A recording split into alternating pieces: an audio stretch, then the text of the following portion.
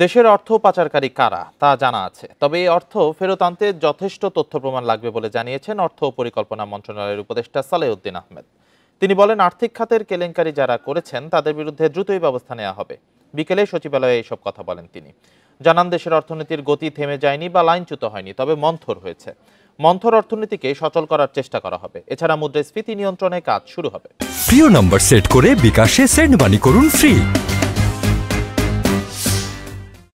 অর্থ উপদেষ্টা আরও বলেন, এছাড়া আয় ব্যয়ের ভারসাম্য ফিরিয়ে আনা জরুরি। ব্যাংকিং খাতে আস্থা ফিরিয়ে আনা চ্যালেঞ্জিং উল্লেখ করে জানান, এই খাতে আস্থা ফেরাতে এখনই কাজ শুরু করতে হবে। পাশাপাশি আইন শৃঙ্খলা নিয়ন্ত্রণ করা অন্তর্বর্তী সরকারের একটি অগ্রাধিকার বলেও জানান তিনি। সমতা ভিত্তিক ন্যায্য একটা ইস্যু করতে, আয়ের সংস্থান লোকের বাড়ুক এবং বাজারে যেটা মূল্যস্ফীতি যত সম্ভব কমুক।